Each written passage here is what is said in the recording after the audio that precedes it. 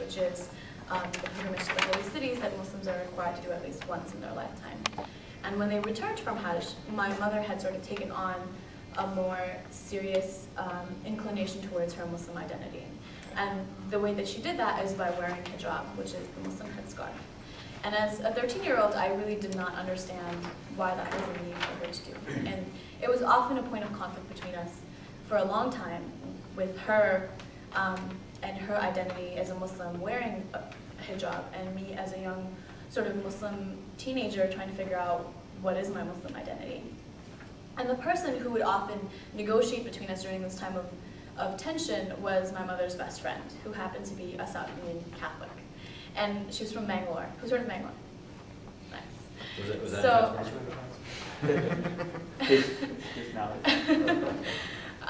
and I called her Auntie Diana. And Auntie Diana was very devout in her Catholicism. You know, we would have presents on Christmas Eve at our door, and my brother and I would often burst the bubble to her kids and tell them that Santa Claus wasn't really alive. But it was interesting for me to kind of see her as a person who negotiated between my mother and I. And I would always ask her, I was like, "You're Catholic, why do you care about hijab?" And her answer would always be, "Well, I'm free to live out my Catholicism just as your mother is free to live out her Islam, and that's why it's important for me to defend her." And I didn't really understand that as a young person. I kind of saw it as, okay, fine, she's your friend, you're standing up for her, whatever. When I was 15, I actually moved to the suburbs of Chicago with my family. And I went to a public school for my high school, and then I went to DePaul University, which is not too far from here, for my undergrad. And the joke around the office is that I'm the Muslim girl who found Islam at a Catholic university. But basically, during my freshman year of college, I met someone who had recently become Muslim. And I had never met a Muslim convert before. And this was really interesting to me as to why somebody would want to become Muslim. And in about 20 minutes, I realized that she knew more about Islam than I had ever learned in 18 years of my life. And that really set me on a crossroads, where carrying with me was this entire legacy that I had brought from my family, which included Islam, which included my Indian identity, which included my life as an expatriate in a different country, which included my immigration to the United States. And in front of me, on the other side of me, was this entire possibility of discovering how to negotiate between all those different identities that I carried, the possibility of discovering my heritage that I had been away from for so long, and kind of thinking about how do we bring those different things together? How do we negotiate between those different personalities that we all wear and we all give our name to? And it was really interesting to me as I was thinking about this. My initial reaction was to go back to my dorm room and, after a long absence from prayer, to do the Salatul Isha, which is the night prayer for Muslims, one of the 5 daily prayers. And Muslim women, whether they cover in their daily life or not, always cover when they pray. And at the end of that prayer, I decided that one of the reasons that I was going to now embark on this new journey of questions was by taking on hijab and by wearing hijab. So I called my mom, and I said, "Okay, Mom, I've decided to wear hijab." And she paused. And then she said, "Okay, who's the Arab guy that you're dating?" And little did she know I would marry an Arab after a while. But at the time, I was kind of like, there is no Arab guy. I just want to do this because this is what I want to do. And it really came from, in reflecting back, I was thinking about, many years from that moment, I was thinking about why that was the first decision I made. And I remembered a time when I was living in Qatar. We would go visit home every summer. And one of the people that we would stay with was my father's oldest sister. And my aunt was an interesting personality in the sense that she was a very devout Muslim, but she was also a very active social justice worker in Chennai. So she had been on this, or been part of starting this organization that caters specifically to women who are escaping domestic and religious violence from their communities. And it was a place where they could come and restart their life. They could get vocational training, and their kids could go to free school. And it was basically a place where they could live in the interim while they were getting that training, so that when they left that place, they were able to claim back some of their community. They were able to be sustainable members of their community and earn a living and support their families, and at the same time have a home that they could call theirs. So this particular one summer when I was 8 was when I first discovered this project that my aunt was working on. I was Generally, the summer vacations in Qatar are in the summer because the weather is like 140 degrees. And that is not the traditional summer vacation for schools in India. So often I would just kind of spend my days like moping around waiting for my cousins to get home. And my aunt was like, why don't you come with me? And I went with her, and I went to this compound, and I thought it was like a regular school, so I was like, this is interesting. And I was kind of, you know, watching the kids and interacting with them a little bit. And then I realized that it wasn't a regular school. And I kind of watched her for the rest of the afternoon as it was a sewing class, and she actually wasn't teaching them how to sew, but she was basically, you know, checking up on them, seeing how they were doing, asking them if they needed anything, asking them if they were comfortable in this space that they were living in the interim. And that memory always carried with me. And when I come back to my time in college, I realized that I was standing at a crossroads where I was rediscovering my Muslim identity. And there's millions of young people who are now thinking about and asking those questions in college and high school. And the question is, who is meeting them at that crossroads? So if you look at the conflict around the world and who is fighting those wars, oftentimes the people at the forefront of those wars are under the age of 25. So we know who has met them at that crossroads. Our vision is that the people who meet us at this crossroads take us in the path of cooperation rather than the path of conflict. And for me, as a young person in college, the people who met me at this crossroads were people who were very strong in their Muslim identity, but were also very invested in their social justice work. So people like my aunt, who was part of the legacy that I carried with me, but also other people that I met while I was in college, who were also devout Muslims, but were also invested in social justice work that associated with the larger community of Chicago, not just with the Muslim community of Chicago. Unfortunately, a week after I started wearing hijab, before I actually saw my aunt, because she had migrated with us, she was diagnosed with leukemia and passed away in about 3 days. And that was a very interesting time for me as a young person, asking all of these questions and going on these sort of new roads and having that loss. And part of the way that, as a freshman in college, I decided to deal with that loss was by volunteering specifically in memory of my aunt. And I started volunteering with an organization actually based out of the south side of Chicago called IMAN, the Inner City Muslim Action Network. They do a lot of work in the inner city, and at the time they had an after-school tutoring program for elementary age kids, and that's what I did twice a week. And that was really the entry point for me into thinking about issues of social justice, and for the first time thinking about it as, why am I doing this? I'm inspired to do this because of my faith. But I'm not inspired to do it exclusively for the people of my faith, but rather for their larger community. There's actually a fascinating study by this Harvard professor by the name of Ashutosh Varshney. Have any of you guys heard of him? And he's written this book, I think it's called Ethnic Conflict. And it's basically a study of cities in India that have a history of ethnic conflict. And basically what he found through this study, and this is an ongoing study that he spent many years doing, is that those cities that had intercommunal relationships often had a less percentage of religious violence happening in them. So in the cities where the Muslim doctor had Hindu patients, where the Hindu grocer had Christian customers, where this kind of civil life was happening at an intercommunal level, the rates of conflict were much lower. Why? Because everybody knows one another. There was a building community that the people that you were interacting with were not alien to you. They were not, the other that had been painted by the political forces or whatever forces were involved. And in thinking about a community like that and thinking about conflicts like that, how does that apply to our context here in America, where we are part of several different communities? We're part of our ethnic community, we're part of our larger community as Americans, we're part of our specific religious communities, we're part of our professional communities. How do we negotiate between those and really make sense of it? The illustration that I always think of is by one of America's early settlers by the name of John Winthrop. And John Winthrop was obviously European, and he obviously came to America with a vision of America being this beacon city, this city on a hill.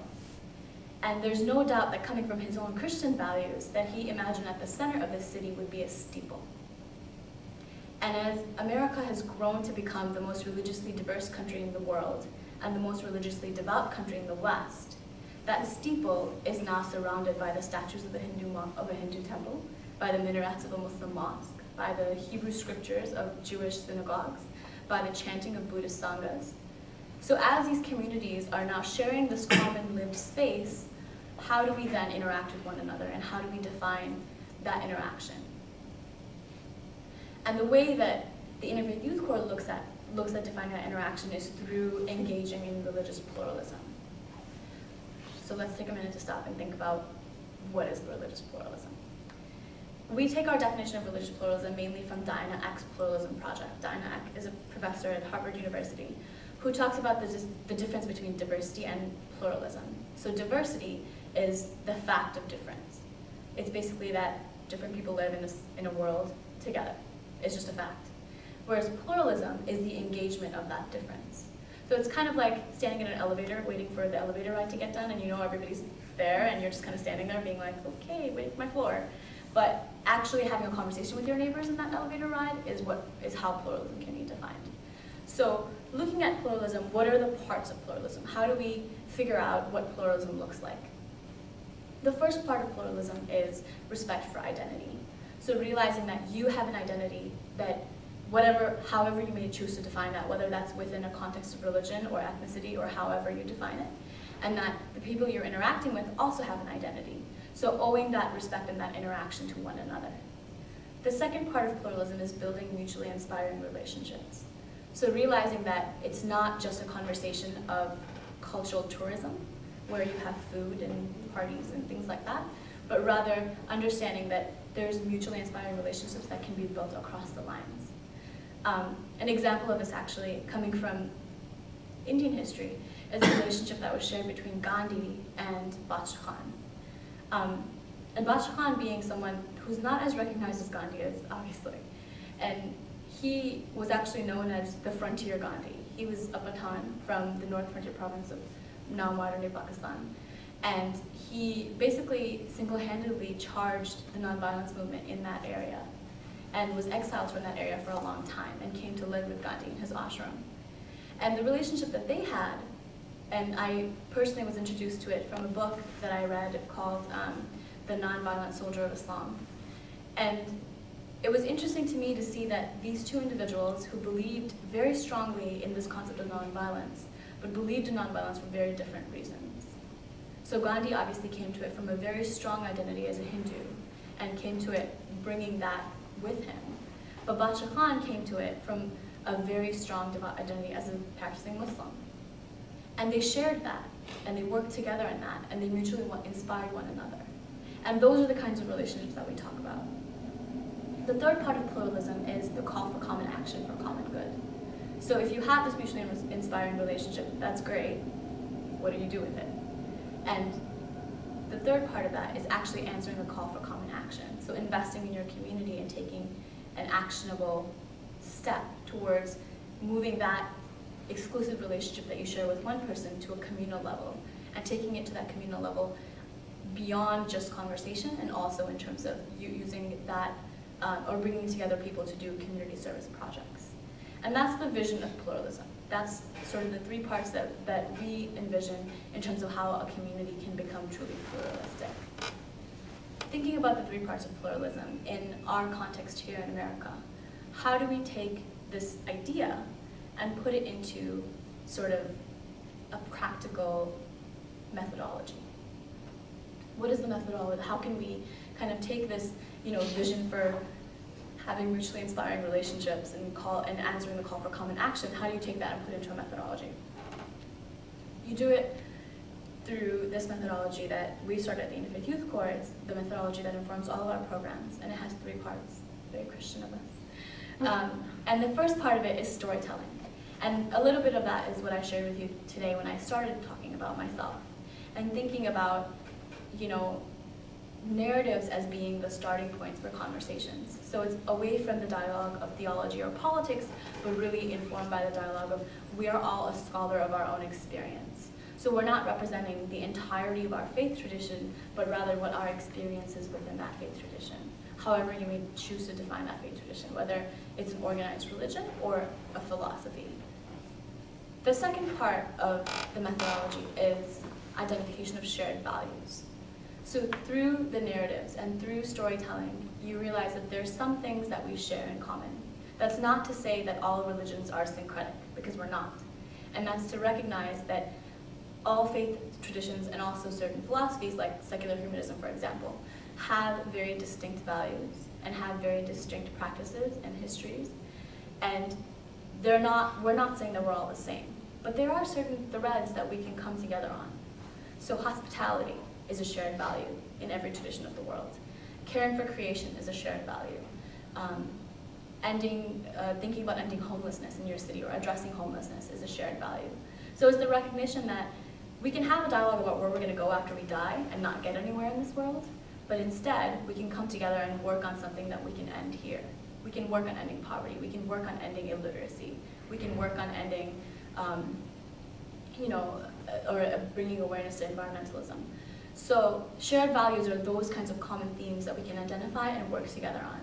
And the third part of the methodology is how basically making those shared values into actionable shared values. So this is the community service learning part of the methodology. And there's a reason why we call it service learning and not community service, because it's the recognition that we're not going out to the community as a group of people and serving and then returning without having any learning between ourselves. But rather, service learning is the engagement of the community that you're serving and realizing that you have something to learn from them and you have something to learn from the circle that you're serving in. And those three parts, basically what we call have a different kind of conversation about religion, which is a very pretty way of saying this is our methodology, is really how we inform our programs. And that can be taken into any shape or form depending on how a certain program is organized. So it can be 5 of your friends having a dialogue about a movie, or it could be a big service project that brings together 200 people on a citywide level. I want to stop there. And actually I want to give you guys a chance to ask any questions that you have. So far. Does the Interfaith Youth Core, focus on Hindu-Muslim relations, or are you speaking generally about different faiths? Or? I don't think we've done anything specific for Hindu-Muslim relations, but generally it's diverse faiths based on whatever community we're working with. So for example, on certain college campuses, we work a lot with Jewish-Muslim relations. On certain college campuses, it's a more interfaith sort of perspective of bringing together the students from the Hindu organization and the Muslim organization and the various sects of Christian organization and the Jewish kids. So for some communities it's more sort of wide and has a larger representation. I think it just depends on the demographics of that community and what that sort of works out to. Do you mind sharing an example of maybe a program or something you guys have done that has had an effect or a change that, whatever it may be, but just something Sure. Because it seems like from a conceptual level, it makes a lot of sense the way Sure. you approach this. So I think that's a good way to also kind of introduce you to the organization itself and how it was started. Basically, the Interfaith Youth Core came about, the idea for it came about in the mid to late 90s when our executive director, Ibu Patel, and his peers were basically sitting around in their college classrooms and they were like, okay, so we're in the 90s, we're talking about racial diversity and ethnic diversity and gender diversity and sexual diversity, but there is no conversation around religious diversity in our context. Why aren't we talking about this? And they said, all right, let's go to an interfaith conference because that's where people are going to talk about this stuff. So they go to an interfaith conference on the West Coast and they realize that they're the young people, they're the only young people there. And two, that the interfaith conference is really sort of this concept of old men in funny hats signing a document that says all religions agree on peace or something like that and take a nice picture. And they realized that that's really not the kind of engagement that they were looking for. And when they looked around their group and they were like, what do we all have in common? And what they all had in common was this commitment to social justice, right? So that's kind of where the idea for the Interfaith Youth Core came about. At our first conference, which was 5 years ago, it was at a room, I think, at DePaul University with 30 people. They were thinking about, well, we have this methodology that we've created and taken time to create.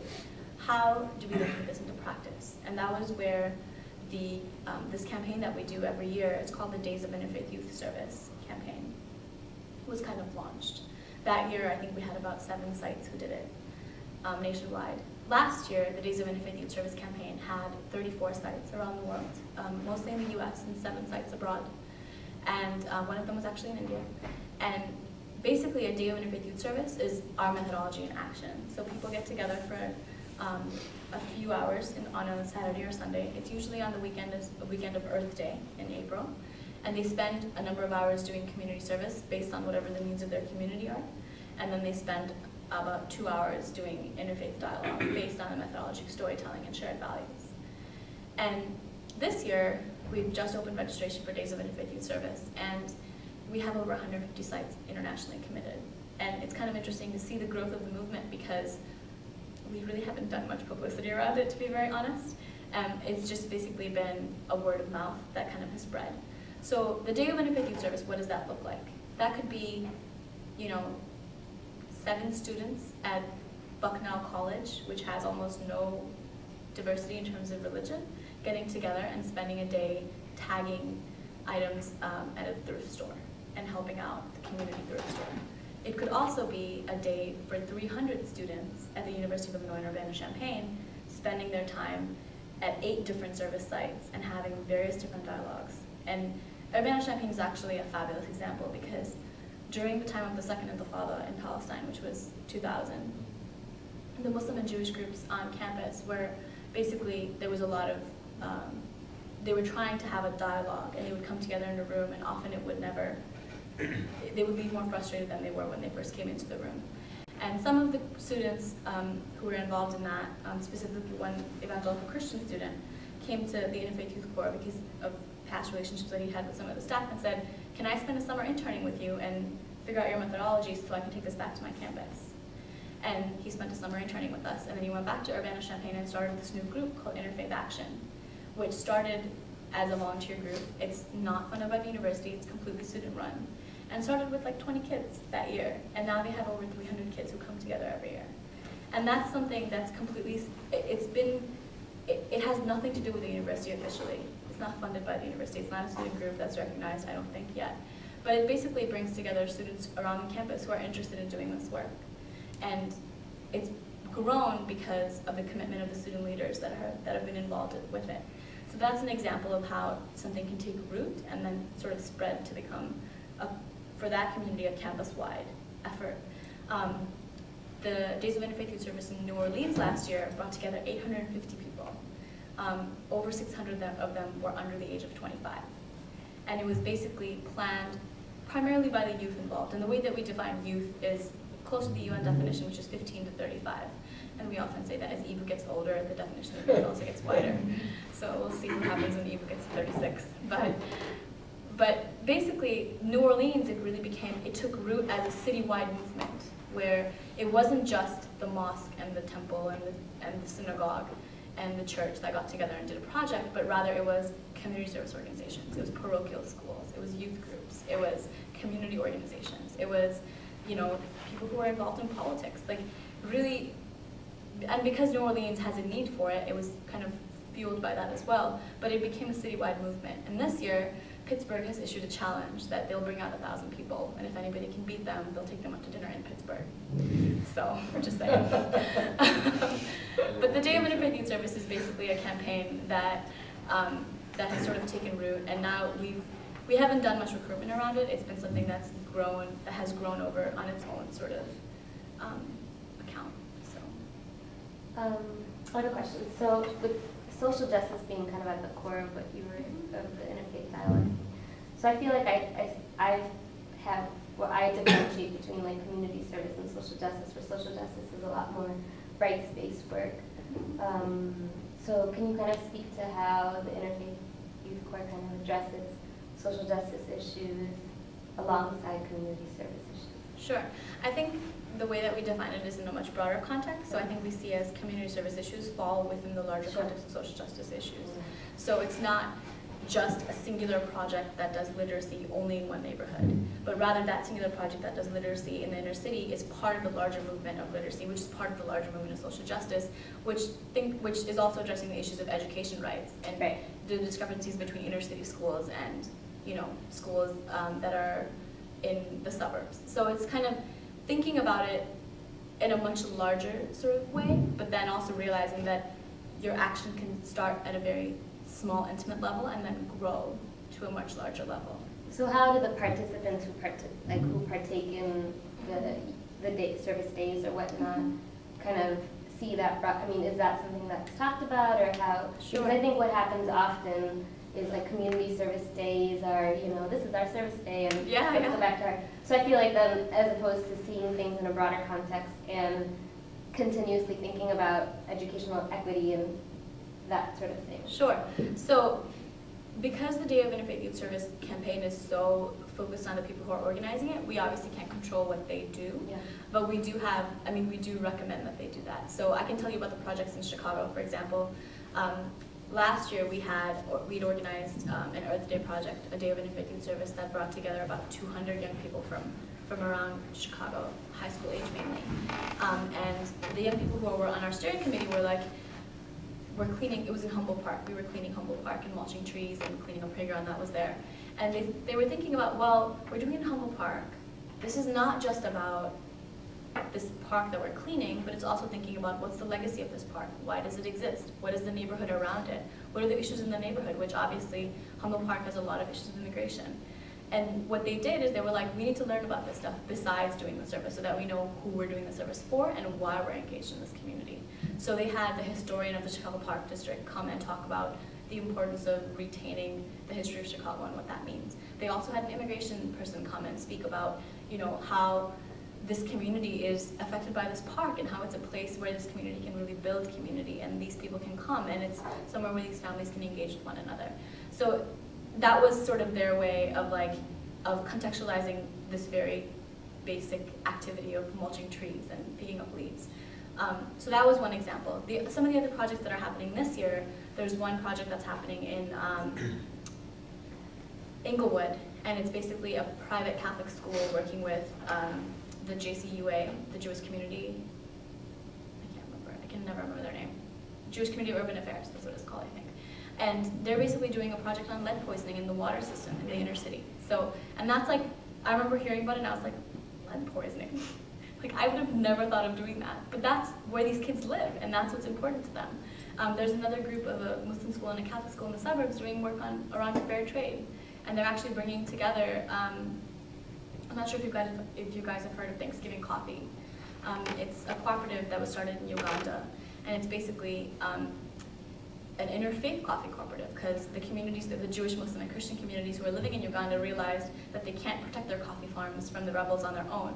So what they did is they banded together and realized that they work together, they can actually have larger profits and actually have sustainable coffee production within their community. So Thanksgiving Coffee, through the help of certain Americans who are funding the project, these farmers are now creating this coffee. It's being processed in the West Coast, and you can buy it on the internet if you're interested.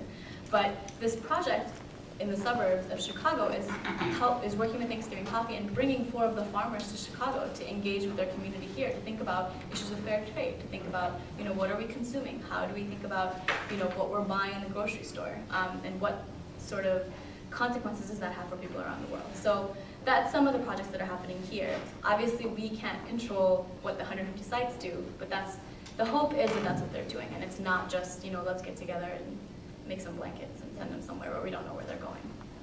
Yeah. No question? So do you have some idea, just, you discussed these grassroots movements on, let's say, college campuses like in Champaign. So do you know, practically speaking, what types of things they did to grow the movement from 20 people to 300 people? I mean, how did they entice just regular college folks that, maybe had something in the back of their mind and wanted some sort of movement maybe, but what types of activities did they do, or how do they engage the community at large? Sure. Besides the actual day of service, besides the day of service. They also have other activities that they bring together. So they have like a weekly dialogue and they pick a shared value to focus on during that dialogue. They have other smaller service projects that they do during the year. I think it's quarterly. So they're getting together at least once every couple months to do something together. They also have, we actually have certain tools and resources that we offer for communities to use. So there's like movies that you can watch that have discussion guides that go with them that you can put together for your group of 10 on campus. Actually, a great story is recently had our conference in Chicago in October, and we had some money to give out to college students to bring them as grantees, or to bring them out as scholars to our program so that they would take the work back to their campuses. And at UNCC, the University of North Carolina in Chapel Hill, right? Two of the students who came, they showed a movie, they did a dialogue, but they were able to catalyze the interfaith group on their campus, which had been dead for the past like 5 years, and get 20 new members. And that was just because, A, it's not pedantic, it's not being put up by some chaplain who's like an old guy talking about religious diversity, but rather it's actual students who are interacting with their peers and saying, you guys, these are issues we need to talk about, why aren't we talking about them? So I think a lot of times it's the recruitment factor. At the day of service that I was telling you about that we did here last year, we had a girl, her name was Sahra, she was part of the Ismaili Center in Chicago, and she single-handedly brought 50 people. And we were like, oh, we need to order more pizza. Like, and she basically recruited in her high school and just said, you guys, we need to come to this. And she recruited with the community service groups at her high school and talked to kids who were actually invested in the work already, but sold them on the fact that they need to also be part of this other larger movement. So those are some of the ways I think people can get together. One of the things that always interests me are the riots that happened in Punjab between Hindu and Muslims in 2002. And what I always find, and so obviously there's a lot of accusations that the government was involved and whatnot. And my parents and I always get into an argument, always, about this, because they staunchly support the government. But they don't have, and like, I mean, I guess the question comes down to is, what kind of lessons, the way that it's approached by them, and I'm glad you said that thing about intercommunal city, that makes a lot of sense to me, because in certain areas of Gujarat it's like that, but in other areas it's not. You have a distinctly Muslim area and a distinctly Hindu area, and so their explanation for it is that's what the people want. If you had polled everyone, that's what they want, and it's democracy in action. But I obviously don't agree with that.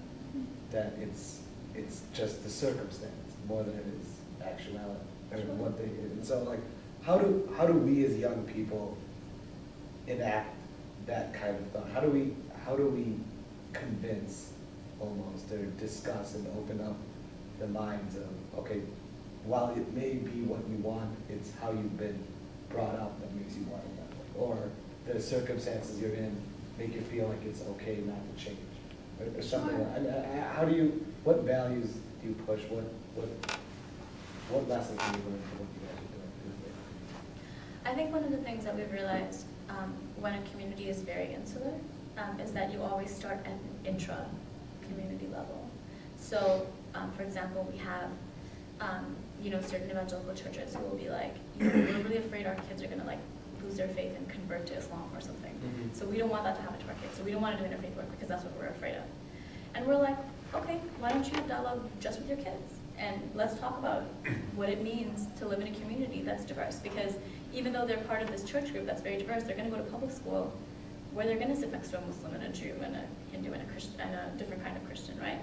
So thinking about bringing a community out, but bringing them out in steps. So if they're not ready to engage on a communal level with another community, have them engage within their own community. Have someone within their community be a guest. So obviously when you have a conversation around religious diversity, they'll be like, well, I don't really know what Jainism is. And it's just like, okay, why don't we see if we can get someone to come talk to us about Jainism? So it's not threatening, and it's not saying we're going to take you out of your comfort context and put you in front of all these people that you have to now interact with.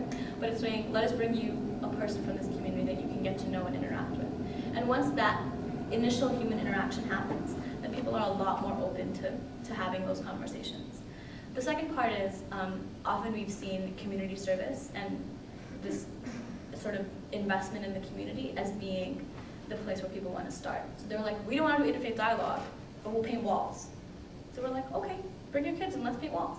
Like, we won't have interfaith dialogue, let them just paint walls with other kids who are different than them. And what we'll see is some of that interaction and dialogue happens very organically. And I think the main sort of step to take is once that human interaction has happened, once that Hindu kid and that Muslim kid have worked together and have realized, oh, we're really not that different from one another. We have different beliefs, but we really want to do the same things in the world, then that opens the gate of like, we can talk about things away from theology and politics, and we can have a conversation that builds community.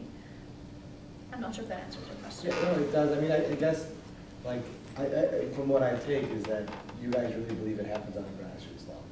Absolutely. Is the point. Because I think the policies come from an authoritative type Sure. of structure in these cases. Mhm. Yeah.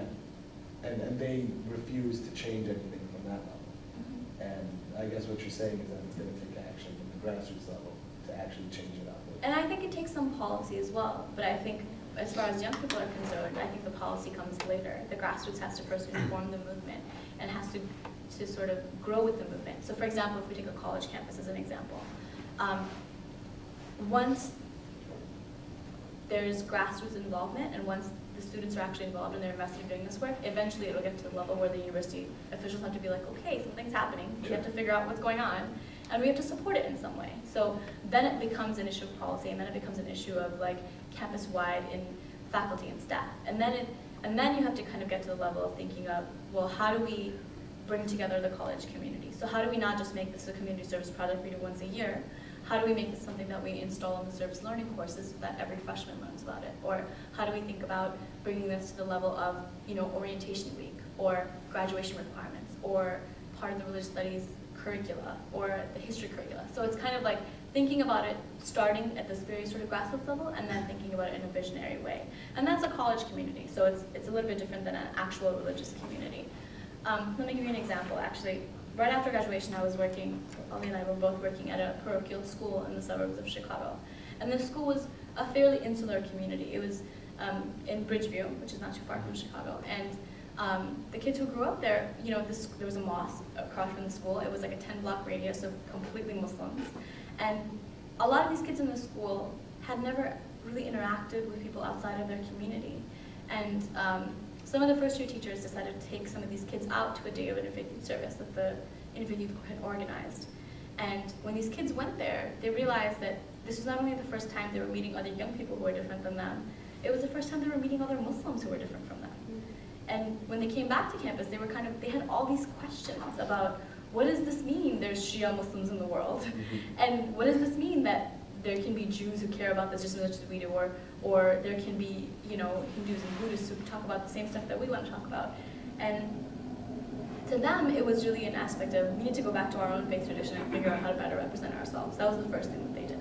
And the second thing that they did is build an alliance with a Catholic school and a Jewish school and figure out a way to do this on a sustainable communal level. So it wasn't just once a year, but rather let's get our students together every quarter and have something on a school-wide level with these schools so that the interaction is increasing, so that they're actually building relationships, and then also thinking about, well, how does this affect them when they go to college? So it's kind of like the sustainable sort of thought process of starting at this very small level and then thinking big.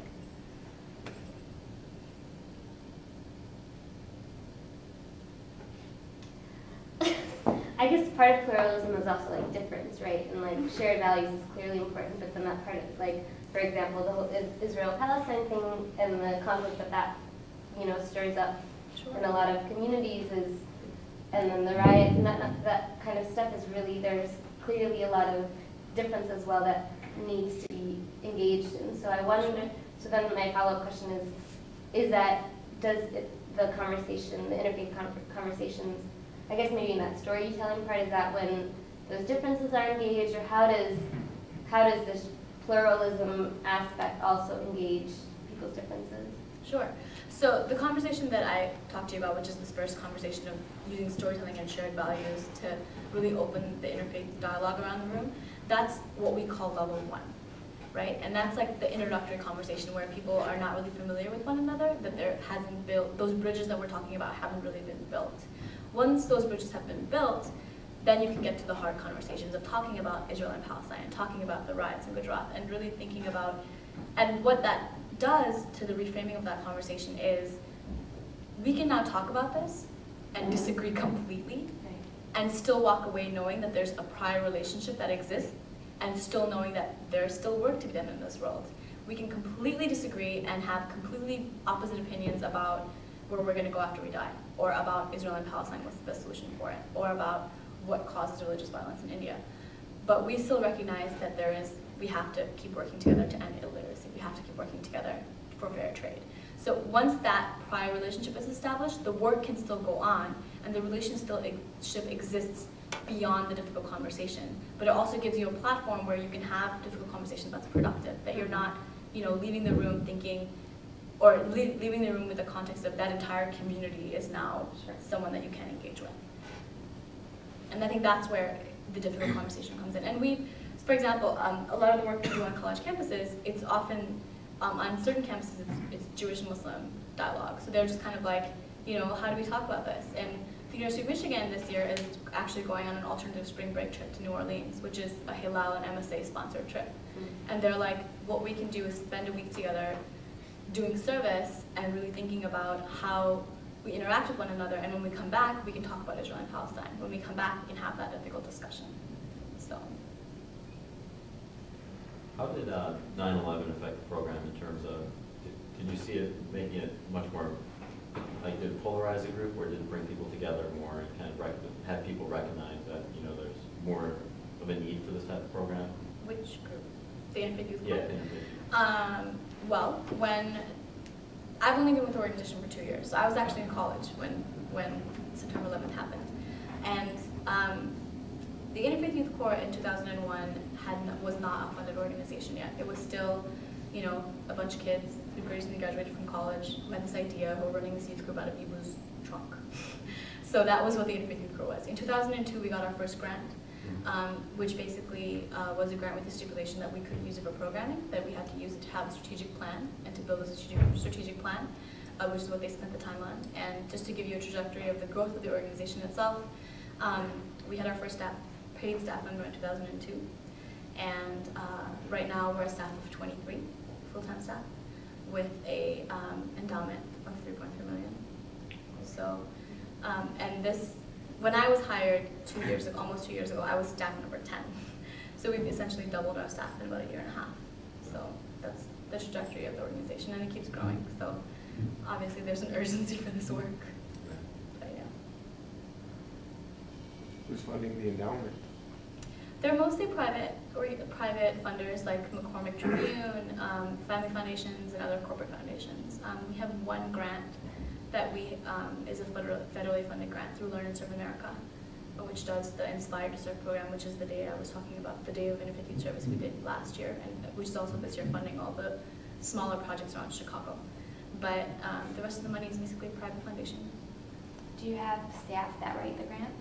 Mm-hmm. We have a development staff of 3. Okay. So they actually do the grant writing and the fundraising and the proposals and things like that. So are there kind of frequent, I'm trying to get a sense of like the people who are kind of seeking out some services from the youth core as opposed to kind of just going, are there kind of regular attendees or people who are seeking guidance or more dialogue on certain things? Do you have a? Sure, and I think your question is also about our structure to some level. So when we started in 2002, we were a program-based organization. So we ran local programs in Chicago several times a year, and that's what the Interfaith Youth Core did.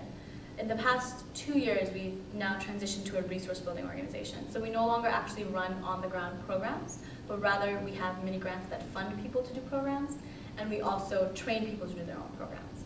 So the part of the organization that I'm part of, or the program that I'm part of, is called Outreach Education and Training. And we're the part of the organization that actually goes out to communities and college campuses and does trainings and presentations and actually trains people on how to do dialogue according to our methodology, including other trainings that we have that kind of go alongside our toolkit that we're coming out with this year. So the toolkit that we've had in the past has very much been focused on how to organize a day of Interfaith Youth Service. That was our toolkit, because we were program-based. Now we have a toolkit coming out, hopefully at the end of this month, which is called, or which focuses on the hallmarks of an Interfaith Youth Organizer.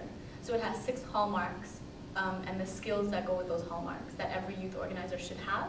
And then we have trainings based on those. So for example, dialogue facilitation is a training that goes with that. Crafting your own story is a training that goes with that. And the people who often come to us for trainings and things like that are a lot of times college campuses. A lot of times faith communities who are working with other partnering faith communities who don't really know where to start. And also just general organizations who are doing community service, social justice work, who are now recognizing that there's a need for them to have a larger dialogue around pluralism in their community. So those are pretty much the people who contract with us. This is the only fee-for-service based part of our organization. So in Chicago, we were a little bit more lenient about in terms of how we work in contractual agreements with organizations and college campuses and things like that. When we travel, there's obviously, it's different when we go to other campuses around the world, in the country mostly. And the other, well, I might as well talk about the other two parts of our program. We have a part of our program that keeps changing its name, but right now it's called Media and Culture, which is basically the part of the organization that comes out with all of our documentary work. We're actually creating a documentary out of an exchange program that we ran last year, which brought together 40 young people, 20 from Chicago of diverse faith and 20 from Jordan, who were mostly Christian, Muslim, and agnostic. And we taped that exchange. They were both working with groups, with refugee groups in their respective countries, and then they also traveled to each other. So the Jordanians came to Chicago, and the Chicago folks went to Jordan. And that is we're making it into a trailer. We don't know what form it'll take. But Media and Culture is basically the wing of the organization that produces that and other sort of media-related events. We were just on Good Morning America a couple of weeks ago. They obviously are the people who organize that, and they have those connections. And then our leadership program is the part of the program that very specifically works with young people. So we have a Fellows Alliance, which is 17 IFYC fellows on campuses across the country who are given a very modest stipend to do interfaith work on their campus. They're also brought together in a network, so they are connected to each other through blogs that they do, through other sort of forums on the internet. They also have conference calls every month. They also come to Chicago 3 times a year to receive training on technical assistance to do their work. And they also are sort of the pioneers in this work, so a lot of times we'll help them come up with curricula that they're experimenting with, and it's a way to look at new programming and new techniques and how they can basically be creative. Obviously, like, it's been a while since I graduated from college, so for us, it's like, here, we basically give them our basic model and say, take this and make it as creative as you want. So for example, we have a fellow at NYU who has already started his own nonprofit, has taken a group of kids from his university to Lebanon to do this project in Lebanon. So he's like on a completely different level. And then we have a fellow at Pepperdine, which has like 2 Jews, and it's primarily a very conservative Christian campus. And this fellow is like, I see a lot of bigotry on campus, and I don't have much diversity here, but I really want to help my fellow Christians think about how they can engage with the world when they leave campus, and that's what I want to do at Pepperdine. So those are kind of the 2 very sort of drastic differences in the way that our fellows are represented around the country. And this year we're hoping to have about 25 for the next academic year. So you had kind of talked about how America is kind of a melting pot, and you know, the services that you guys are talking about lends well to, you know, the society generally. How do you think it's going to take effect outside of America, where you have much more insular societies, you know, larger populations of the same faith, where it just, you know, unless you have that exposure, you're kind of, you know, blindsided a little bit. You just think about that one thing, sure. And it feels like the need for this is even greater in those societies, right? How are you going to start that movement out there? Who's going to start it? How's it going to work? Sure. Because ultimately, that's where we got to get it. Yeah, and I think a lot of it is kind of thinking about, or the role that we play in it is we really think of ourselves as the core of the movement, which is why Interfaith Youth Core is C-O-R-E and not C-O-R-P-S. And the way that we look at it is resourcing and helping people who are invested in this work with the tools and the resources for them to catalyze this on the ground.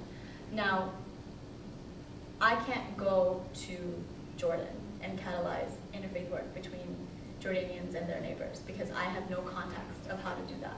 But what we can do is equip them to do it on their own. So Interfaith Action, which is the group of Jordanians that we work with for our exchange, you know, they're now trained in our skills, and they do a day of interfaith youth service every year.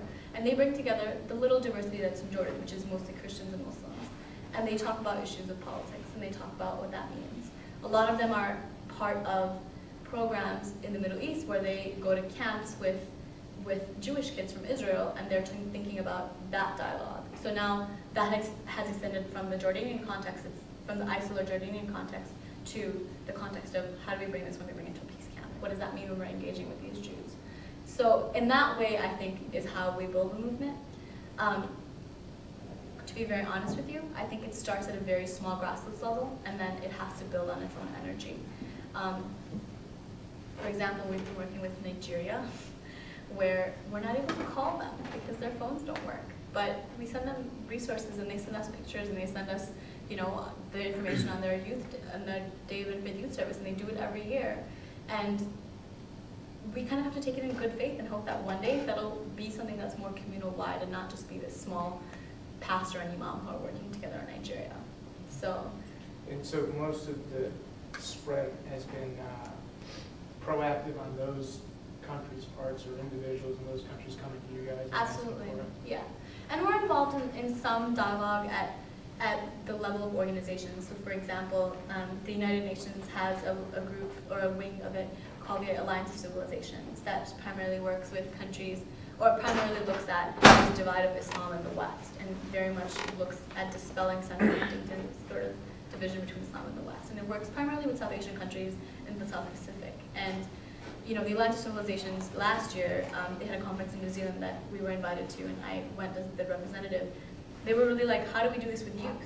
And you know, they were really talking about it. And again, you know, I was probably the only person. There was 2 of us there who were under 30, or actually 2 of us there that were under 50, actually, because they were all delegates from countries. And so the policy is kind of forming, and they're thinking about how do we do this, but the grassroots work has to be done through grassroots initiatives that are happening in those countries, which I think is a slow process, especially with all the bureaucracy involved, but it'll catalyze with small projects that start. So right now we have a project that happens in Kerala every year that does Day of Interfaith Youth Service. We're hoping this year there's going to be one in Hyderabad or in Bombay. And as that sort of catalyzes, then that work grows. And it's also realizing that all of us have investments in other communities besides this community. And it's thinking that someday what happens in Chicago will have consequences in Iraq. What happens in Washington will have consequences in Bangalore. And it's just thinking about how we can catalyze the movement here so that it spreads. So, you know, we get emails from people being like, we want to do this in Pakistan. We're like, great, here are the tools. But, you know, hopefully, like, it'll get to a point where we're able to sustain that and actually be able to do trainings for them internationally. As an organization, we haven't grown to that point yet. It's something that we're still struggling with. I was going to say, what do you think your biggest threats are as an organization? What keeps you and Ibu and all these guys up at night? in terms of the organization specifically, not necessarily in terms of religious interfaith, or maybe that is what keeps you up. I think one of the things that we're thinking a lot about is how do we make this work sustainable? So how, when we go to a community and do a project in the community, how then we equip them with the skills to make it something that they can sustain on their own. On a programmatic level, I think that's something that we're always thinking about and always trying to figure out. With some communities, it's great. With some communities, it doesn't take off, and it takes like 3 years for it to come together. So it really, I think for us, it's thinking about what can we do within our techniques, what can we do within our resources that'll help start this work with the community. I think the other thing that we're personally thinking about is the demand that we have right now is very overwhelming for our staff of 3 trainers. So it's how do we sort of work in a way, how do we prioritize where we go? How does that affect what communities are involved? So I think those kinds of decisions are definitely something that weighs a lot of worry on us. So, yeah.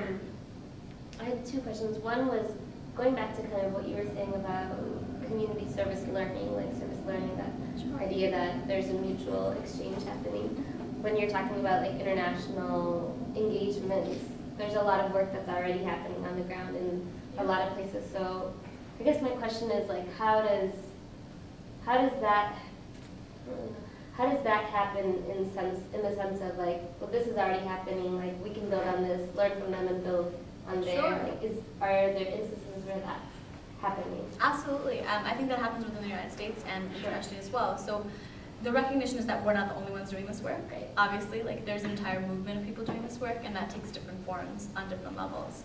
So an example is Children of Abraham, which is based out of New York, does this huge project with 7 countries with young people using media and photography to do interfaith work and build communities between, you know, people who are in Morocco and Indonesia and Israel and Poland. And so they're obviously doing that work. We don't get involved in that. We're like, that's a part of the movement. That's a great way of getting involved if that's what the best way for your community to get involved is. And if we interact with the community and realize that our model doesn't really work with them, that their model would be better with Children of Abraham, we're like, please, like, contact this organization, it's great. So I think the recognition is that we're also part of a larger network, and how we build within that network. So how we kind of share resources and also like spread the word about other organizations is pretty much the way to go. So I was just in Denver and I met with this gentleman who started this organization called Common Tables, and most of the people who are part of that are 15 over, and they're doing interfaith dialogue in a model of coming together for dinner every month, and there's like 4 families that'll host each other. That wouldn't work with us, right? And they recognize that they can't help people who are younger, like it doesn't work with them. So they're like, can we have your resources? We would love to give to the college campuses who are calling us to get this model. And we're like, great, and we'll connect you with people with congregations in Chicago who, you know, are primarily congregations for seniors or people who are more established with families and are not really doing work with young youth workers, and we'll definitely make those connections for you. So I think that is definitely happening at an organizational level for us. What was your second question? Okay. So that's kind of how you address more of an adult component to it. I mean, obviously you're focused on youth, but when it comes to faith, I think a lot of people's faith is handed down. Yeah, absolutely. You know, so then these other organizations that handle, you know, 50 and above or whatever, you know, your Denver situation, how do you address that kind of connection between the kids you're dealing with and then the adults they go back to, or the parents they go back to? I think we do a little bit of both. I think if a community comes to us and they're a community of primarily adults and they're like, we really believe in this work, we really want to do it, but we're really busy professionals and we can't do community service all the time, but we're ready to do dialogue, that's what we want to do. So we're like, okay, we'll give you the dialogue resources and we'll tell you about other people who are doing similar dialogue, and then they're kind of free to decide. When we're working with communities as a whole, it's often thinking about how intergenerationally can we do this work, and really building it from not separating, for example, the young people from the pastors, right, or from the sort of senior clergymen within the faith communities, but rather thinking about how can we make this an intergenerational challenge, like exchange, and also recognizing that the young people have to be prepared to do that. So you can't just bring a bunch of high school students and have them sitting with their pastor or their imam and be like, let's talk about interfaith. They're going to be very sort of, you know, I don't really know that much about my faith to talk in front of my pastor, so I'm just going to be quiet. Like, that's what happens a lot of times. So it's thinking about taking young people out of that context and preparing them to be intergenerationally involved, and then introducing them into the larger community, and realizing that, you know, empower them with the creativity to be able to create projects. And I think the way that we look at adult supervision is that it's really more to come in when there is a need base. So obviously, these kids are going to need funding. So that's where the larger adult organization comes in. Or they're going to need help with logistics. They're going to need help, you know, making sure that they have the right licenses to do the project they're doing in the city, for example, and kind of letting them experience the organizing and being there to kind of steward them if you need to be around to steward them, but recognizing that the intergenerational dialogue needs to happen once the relationship is actually built between those intergenerationals. And that, I think, is not happening in congregations. There's a very sort of stark segregation between I'm the adult and you're the young person. And that relationship also has to be built. And I think that happens by really doing that separately and then bringing them together with the recognition that you're empowering youth to do this work. And I wonder, like, even going back to what Tony was saying, like, even intergenerationally, especially with immigrant communities, I feel like there's this need for our parents to be, like, really protective of. I feel like a lot of the reason that there's such staunch, like, you know, communal conflict even in their minds still is because they're trying to protect this because there's such America's this place of assimilation, right? And so Sure. we don't want to lose our culture, so we're going to hold on to it really tightly, and you're going to push the other way, and so there's this conflict that always seems to happen. So I wonder, like, what in that space as well, like that intergenerational dialogue can be really helpful in breaking down those barriers and kind of engaging in a more productive. Yeah, and this is a question we often talk about in terms of how do we sustain a project in a community. And we actually are in the process of creating a tool. We've created it, but it needs a lot of refinement still because we just literally created it like 3 weeks ago, called a community assessment tool. And basically we sit together with different parts. If a congregation, for example, invites us, we sit together with them and say, these are 6 different hallmarks of a community that is ready to do interfaith work. Can we look at these and see what are the assets and what are the needs? And basically identifying like where this community stands. So one of the things we have, for example, is buy-in from the institutions that are in the community. So, you know, does the rabbi support interfaith work, and is he talking about interfaith work in his sermons? If he's not, and the youth group is struggling to do interfaith work, but they don't have any institutional support, that's going to be a very difficult sell for the parents to be involved in. So really thinking about it in terms of like, can we bring the different parts of the community together in terms of their adult congregants and also in terms of their youth leaders, and have a conversation that's a larger based conversation around that. That's happening on many levels. So yeah, absolutely. How do you guys deal with, and this is just my viewpoint, I don't know if it really makes sense, but I always feel like nowadays more and more people seem to be going the, you know, without like faithless route. Sure. I know personally I was a lot more into my faith when I was younger, probably because my parents pushed it on me, and as I've grown older, it's become less and less part of my life, and some of it is because I don't want it, because I kind of attribute it with, you know, there's, you know, I'm sure you've seen that God is not great book that just came out, I think, a year or 2 ago. Mm-hmm. And in it, basically, the author contends that, you know, religion has caused so much strife and violence. And I understand that, you know, like, the way I look at it is, I love the concept of service. I love the concept of being very active in your community. And I think that from a grassroots level, it's very important. But at the same time, I think, personally, I don't have that faith aspect. Sure. So how do you, or are you even attempting to engage people like myself? Sure, absolutely. Because this is why. Because there's a discourse. There's basically 2 very specific discourse on religion in the world today. The one discourse is the kind that you're talking about, like the Sam Harris, basically all religion is bad. Like religion causes conflict. Yes. Like there's that discourse on religion. And then there's the very sort of insular discourse on religion, which is my religion is right and everybody else is wrong, right? Which is like the discourse that is basically looked at as the one that creates conflict in the countries that we see conflict in. So those are the 2 different discourses on religion. Majority of people in the world fall somewhere in the middle, right? Where they're either, they don't have a particular faith, but they have a philosophy of life, whether they're secular humanists or agnostics or atheists, or they have a faith identity, and they want to interact with the world, and they want to live as good human beings, right?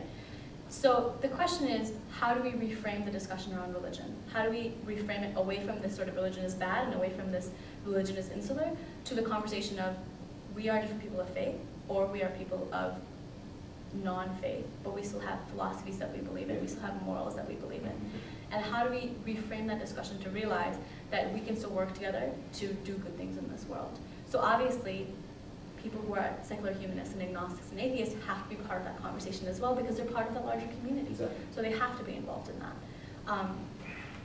Just to give you an example of how this is sort of affecting even within the interfaith movement, at our conference that we just had in October, we had this session called speed faithing, where we had a particular person from a particular faith basically do like an hour presentation on everything that they could possibly teach someone else about their faith. The session on secular humanism was the largest attended session that we had. It was packed.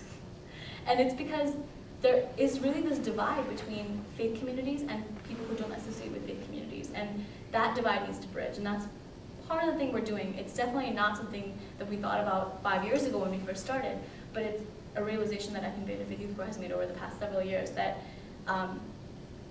this community is also part of the larger context of the conversation around religion. And that conversation cannot be reframed without that presence in that circle. So yes, we are engaging with those. A lot of times, that's the group college students fall into. Absolutely, I don't doubt So, it. yeah, so I think, and that's where, coming from this perspective of I'm not representing all of Islam or all of Christianity, but rather I'm just representing what my specific experience with faith is, whether that's with a particular faith or whether that's with the philosophy that I really believe in. And, you know, I think that's probably the way to go. Isn't there another like discourse around like faith/theology and its in its connection to social justice, whether it's liberation theology or is that like something that's not as accessed by young people? I think it is loosely. I don't think that they're thinking about very strong connections between those, but that's kind of also how we realize the shared values conversation, is that I, as a Muslim, am informed to do hospitality from a very strong Muslim perspective, and this is coming from my theology. I'm informed by my Muslim faith to do this. And that's very different from why my coworker Cassie is informed to do, is coming from her very strong evangelical Christian background and very strong, you know, kind of view on the gospel of Jesus and what that means. So there's very different reasons why we engage in hospitality theologically and basically from our experience, but it's a recognition that we can still engage in it together. So that's kind of the reconciliation point for that. Do you find that it's more the youth doing things in spite of other people's faith, or an actual understanding that happens? Because, like, you know, when you've got these shared values, maybe you're saying, fine, you know, you're Muslim, I'm Catholic, you believe what you want, I'll believe what I want, we'll still agree on this. But does that build any understanding there, or is it just saying, you know, I'm not going to, you know, really try to understand what you're doing, just I'll agree on these things, all right? Let's go and try to fight poverty, let's go and try to educate people, that type of thing. Yeah, so basically, the way that our dialogue is also based around, so it starts with this sort of like storytelling, shared values aspect, but we also bring in, for example, scriptures. So we have like a short list of, not an expansive list, a short list of scriptures from various faith traditions about the shared value of service, or the shared value of hospitality, or the shared value, whatever you want to call it. And it's also connecting stories to those shared values. So we'll take some time out and we'll say, let's read these over, and then let's have reactions to it. What was really difficult for you? Was there a particular quote that you were just like, I can really not resonate with this? Or was there one that surprised you? And oftentimes, like, you know, the question we get a lot is, what is Jainism? Because people are just not very familiar with it. And the quote that we have, I can't remember it right now, but it's something along the lines of, service is the function of all human beings. And it's a very simple, but like direct quote. And a lot of people are like, I really resonate with that, but I have no idea what this religion is about. Can you tell me? And that sort of catalyzes the religious literacy piece of the conversation. So it's not just about like, yes, we have shared values, yes, we're identifying them, yes, we realize we have differences, but then the conversation also carries towards realizing that I don't know so much about this faith. Can someone tell me? Or why do you wear that scarf? Or, you know, why do you have that bracelet around your wrist? So I think it organically catalyzes that discussion. And that also just happens, or at least with me, I think it also happens on a very organic level while you're doing community service. If you're going to stop and pray for 5 minutes, and you're praying in a certain way that looks kind of weird, then people are going to be like, you know, I don't mean to offend you, but what are you doing? And young people are a lot less, I think, or feel a lot less politically correct to not ask those questions. So they're a lot more direct in asking those questions. I remember I was at a conference of young Christian leaders, and the student came up, they took turns coming up to the stage to ask us questions, and she was like, what is the name of what you're wearing? And I was like, you mean my hijab? And she's like, no, your whole outfit. And I was wearing like a skirt. I was like, I'm not really wearing anything different. But it was just, I mean, for her, it was like so alien, and she felt absolutely fine asking me that in front of 300 people. But I think that's also the brilliance of young people, is that they don't feel that much hesitation to put it out there. So. One last question.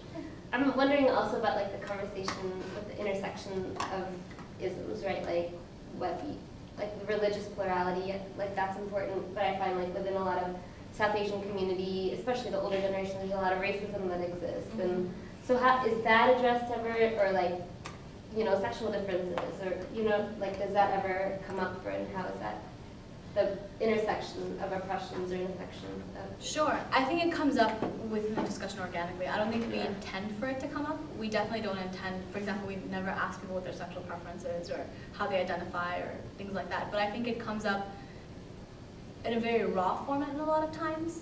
And in a lot of times people don't know how to deal with it. And I think that becomes a learning experience because then it's like, how do I deal with this in this context? And then how do I deal with this in the larger context when I'm by myself and not in a group of people who have the safe space with me to have this conversation. So an example of this was when I was at the University of Michigan in the beginning of January, some of the facilitators with one of the dialogue groups on campus was this young man who identified as a young man, but had previously been a young woman, and people didn't know how to identify him. And every time somebody said she, he would be like he. And it was interesting to see, because then it was kind of like, I don't know what to do. And then it became something that we talked about. It became something, we have this safe space here, we're talking about differences. Yes, we're talking about religious differences, but let's talk about this, because obviously this has become an issue in this space, so how do we address that? How do we think about identity, not just religious identity, but sexual identity, gender identity? How do we talk about those issues? How do we kind of work beyond them? And a lot of it was just, the people around the room weren't being malicious, they were just confused. So there was an element of education that needed to happen in that conversation that was then facilitated, but we almost came about it by accident. It was just something that we kind of stumbled upon, and then we had to kind of deal with it. And I think a lot of times that happens organically with other issues of race, of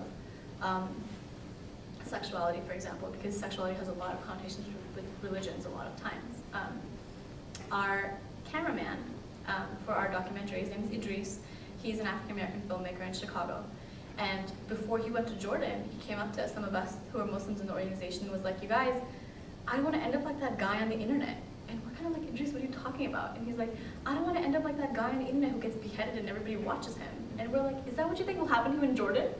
And he was just like, I'm really scared. And we were like, okay, you're going to be fine. Like, don't worry, no one's going to kidnap you in Jordan. And he went to Jordan, and he was interacting with these Jordanians, and he realized that a lot of times on the street, when he would be, kind of walking with them and stuff, he would get a lot of stares. And he finally asked one of the Jordanians, he's like, why are people staring at me on the streets? And they're like, because they think you're a gangbanger, because that's all, that's the image that we have of African Americans from all the Hollywood movies we see. We think every African American is a gangbanger. And that's kind of, it was an interesting experience for him to be in this context where he was kind of going with his own stereotypes and then have those projected back on him. And he was just kind of like, oh my God. So, I mean, he's not in the film, he's not part of the documentary, but it was definitely a learning experience for him. I remember my cousins in India were shocked that they're like, so black people live where you live? Like, no, and I was like, yeah, like they're next door, and yeah. Because I was showing they won't kill you? I was showing them pictures of college, and like, oh, they live right there, huh? Yeah. They live right there. They're not in cages. My grandma still tells me to lock the doors when black people walk by in the car. Yeah. Really? All the time. That's awesome. And they just don't know. Yeah, I mean, I had family from India, and they were like, you drive by yourself? And I'm like, yes. You can parallel park? Yes. But it's just a very alien concept to them. I think the work you guys are doing is like super important, and I think it's gained importance the more you guys, I read Eva's book, and I thought it was really important what you're doing, and now after talking to you, it's even more that way, it seems. But like, how do you not get so frustrated? How do you turn that into fuel? Because when I hear our politicians talk about Iraq, and they talk about, they make it so divisive on any lines they can, especially anything to do with religion. Sure. The partition in India, they made it Hindu-Muslim. And everywhere you go, it's got to be so frustrating seeing great things happen every day from your standpoint, and then seeing the worst out of like the world of music. How do you feel it if it's something else? Because I struggle with just watching it from not even seeing good things happen. Sure. I think part of it is really understanding that there is a workspace, a work-life balance. Like, really understanding that the work has to go on, and and I'm definitely part of the belief that the work goes on whether you're there to feel it or not, because it kind of has its own destiny. But understanding that the things that are happening to counter your work are always going to be there, and those are always going to fuel more good work as well. So Katrina, for example, was a disaster for this country. But New Orleans is the city with the largest day of Interfaith Youth Service that we've ever had. Like, we've never seen a citywide movement with 800 young people come. Like, I can't even fathom it. Like, with 800 young people came together to do service at various different levels in the city, which then prompted the mayor of the city to be like, yeah, let's jump on board, you know, like, and he had to become a part of it. Like, there was no way he could have ignored it. And I think that is basically proof that, yes, there's a lot of bad things happening, but we have to always kind of be vigilant about how can we catalyze that into a positive experience? How can we kind of go on the heels of it? So I think the election is something that's like looming above our heads. And it's really interesting because this specific election has had a lot to do with religion than previous elections, especially with people like Mitt Romney, who was running for the Republican ticket. But the issue around him was that he was a Mormon. And like, we have this entire discourse of church versus like the separation of church and state, but we don't want to elect a Mormon into office, which I think is really interesting coming from that perspective. So religion is a huge part of how we influence politics in this country, and is going to be a huge part of how people vote. So it's thinking about, I mean, this doesn't have, we're not very involved in politics, we're not partisan, but it's also thinking about like, how does that inform the projects that we work with? How can we then raise awareness at a level and engage policy and still get awareness and use some of that quote-unquote negative press to create positive projects around that. So. How diverse are the members of your organization? We have, let's see, we're mostly women. There's like 3 men on board. But there's about 4 Muslim members, and we're all from different parts of the Muslim spectrum. And then there's a couple of evangelical Christians. There's different sectors of Christianity, obviously. There's a couple of Jews. We had a few, we actually just hired someone who identifies as a Hindu. I haven't met her yet because we just hired her last week. And then we obviously have other people who are agnostics and atheists. So. Are you striving for some kind of representation, or does it matter when you're writing the grants or something like that? No, I think we've fluctuated, I think, in our diversity from year to year, from staff to staff. And I think it's because we're not striving to have like the perfect interfaith staff, but rather what skills do people bring. And if they are from a specific faith, that's great, but I don't think that that's necessarily a defining factor in why they're hired. But Do you think it would ever prohibit you from more outreach type projects if somebody says, well, you know, it seems like the organization's got a bias towards this, even though the goal is interfaith, you know, but if the people working there are I mean, we have a Muslim CEO in a very anti-Muslim world, so that's something that people are asking all the time. But I think because our approach to the interfaith work that we do is very resource-based, so we're not exactly actually doing the programs on the ground, we're just giving out people resources and training for the programs. That kind of removes us from having influence on the actual agenda of what's going on the ground. So that community knows what they're doing. They're just using our trainings to figure out how to do dialogue, and they're using our resources to catalyze the movement in their city or community or campus or whatever. So I think that takes away a little bit of the burden of us coming from a specific religious perspective, obviously. And also a lot of our materials, for example, our list of scriptures is fairly expansive, where it includes religions that are not looked at, that are sort of minorities, like Baha'is, for example. So it definitely has a representation of those as well as secular humanists. So it's not, you know, heavily Abrahamic, for example, which a lot of interfaith organizations are. So.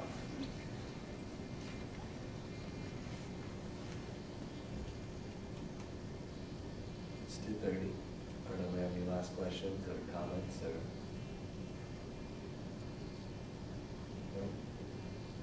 Well, do you have anything else you want to conclude with?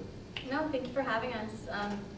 I just wanted to say, actually, there's a poem that we use a lot in the organization. It was by Edward Markham, who's an American poet, and it's called heretic, I think. And it's basically, Ibu uses this a lot, so I kind of stole it from him. But it basically says, he drew a circle that drew me out. Heretic would rebel, a thing to flout. Love and I had the wit to win. We drew a circle that drew him in. And it's kind of why I like to sit in circles, because I think it's understanding that we're all part of different circles of conversation in our own communities and lives. And it's important to kind of be the pioneers of spreading the word. So I'm asking you guys to spread the word. Oh, thank you.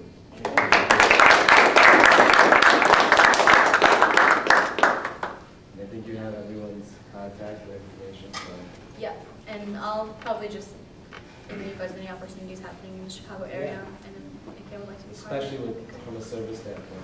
Sure. Yeah, If you guys have a relationship with any other organization that does similar work like you guys do, you can organize a day of Interfaith Youth Service. maybe it's something we can consider. Yeah, I can send you the material on it, definitely. Yeah, I think we like the concept of getting out there, getting back. Thank you. Yeah, thank you. I just have a good weekend, guys. You too. You're going back to New York? Thanks again. That was really good. Thank you. And please be fun with us. Yeah. I just took up all of my first I was just thinking that, but I can write it down. Oh, but I have to say, oh, he's back in the suburbs, so I can't go back. No, I have a car. I can't go. She thinks I'm not eating right now. Yeah, we should stop the tape here. I maybe I take sound. Sonny, say some like parting words so it doesn't end so abruptly. It's not taped. Oh. There's no, right? I don't know. It says- Do you see anything? Oh, it's working now. No, it's not. Yeah, look.